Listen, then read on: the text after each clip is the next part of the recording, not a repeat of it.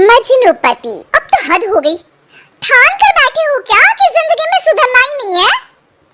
अरे बेबी, मैंने क्या किया? मैं तो बस उसकी मदद कर रहा था। उसने स्माइल किया, उसे बोलो ना। यार पत्नी हो मेरी, इतना भरोसा तो करो अपने पति पर। I love you baby. पति पर भरोसा है लेकिन उसके अंदर के मजनू पर नहीं है। अब इतने क्यूट पति को तुम्हें संभाल कर तो रखना ही पड़ेगा ना। मेरा क्या कसूर बेबी? ओह बस हाँ, ये क्यूट वाला नाटक ना मुझ पर नहीं चलेगा।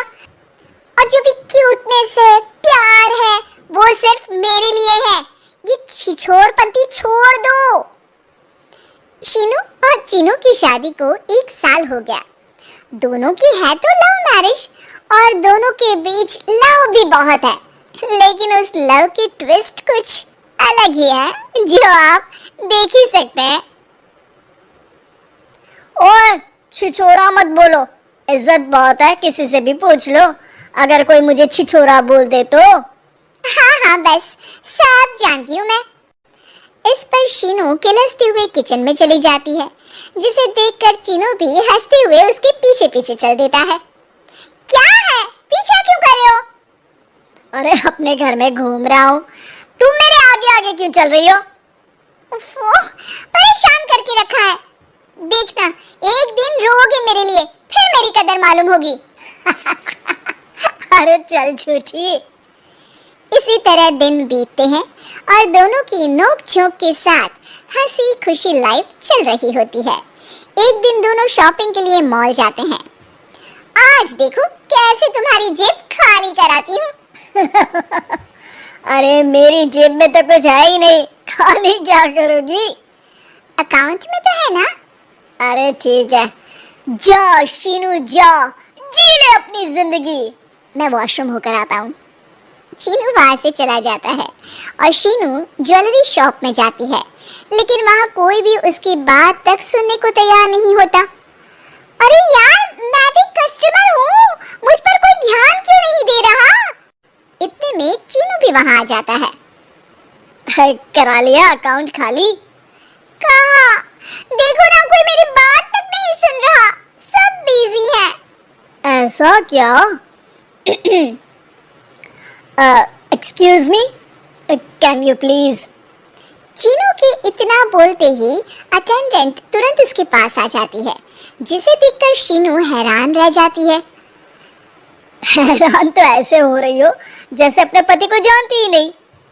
हाँ हाँ बिल्कुल, मजनू को कैसे भूल सकती हूँ? पर मजनू अब शादीशुदा है, ये मत भूले। शीनू अपनी शॉपिंग कंटिन्यू करती है और कुछ देर बाद सारी शॉपिंग खत्म करके दोनों कॉफी पीने जाते हैं, जहाँ चीनू को रिया मिलती है, जो मिलती ही चीनू को गले लगा लेती है। ओह हाय चीनू, कितने टाइम बाद देखे। आज भी बिल्कुल वैसे ही क्यूट हो, जिसे देखते ही दिल फिसल जाए। इस पर चीनू शीनू को देखकर तुरंत रिया को दूर करते हुए कहता है, अरे रिया, मीट माय वाइफ शीनू। और शीनू, ये रिया है, कॉलेज फ्रेंड। अच्छा शादी कर ली? ओके मैं चलती हूँ, बाय। कॉलेज के मजनू, सब जानती हूँ कौन सी फ्रेंड है। वैसे वो मजनू वाली हरकतें आज तक बंद नहीं हुई ना। गले तो देखो कैसे लगाया था, जैसे उसकी पर्सनल प्रॉपर्टी हो। भूलो मत, तुम सिर्फ मेरी प्रॉपर्टी हो और इस प्रॉपर्टी पर किसी ने नजर डाली या तुमने किसी को देखा भी तो दोनों की आंखें नोच लूंगी। ऐसा बोल शीनू गुस्से में वहां से चली जाती है, लेकिन इस बार चीनू उसके पीछे नहीं जाता। अरे बिना कुछ करे सुना गई, अपने आप आएगी वापस। चीनू शीनू का इंतजार करते हुए वहीं बैठ जाता है। इसी तरह कुछ घंटे बीत जाते हैं, लेकिन ना शीनू वापस आती है और ना ही उसका फोन आता है, जिस पर चीनू घर पहुंच जाता है, पर शीनू वहां भी नहीं होती। ये सब देख वो बहुत परेशान हो जाता है।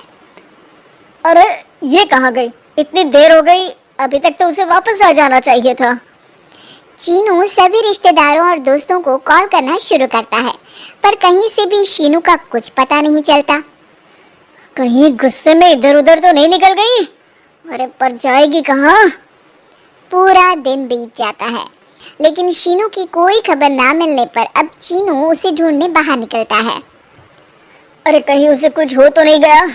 नहीं नहीं, मेरी शीनू को कुछ नहीं हो सकता। कुछ समझ में नहीं आ रहा, कहाँ जाऊँ, कहाँ ढूंढूं उसे। अब चीनू सभी पड़ोसी और आसपास के मार्केट में ढूंढ आता है, पर कुछ पता नहीं चलता। पूरा एक दिन बीत जाता है। चीनू परेशान होकर आसपास के सब अस्पताल में भी चेक करने लगता है, लेकिन हर जगह से हताशा ही मिलती है।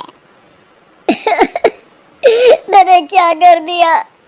वो मुझे अच्छे से जानने के बाद भी मुझसे कितना प्यार करती है, और मैंने इस मजाक मस्ती में अपने प्यार को खो दिया। गुस्से में न जाने क्या कर बैठी होगी। अब उसे कैसे बोलूं कि मैं उससे कितना प्यार करता हूँ।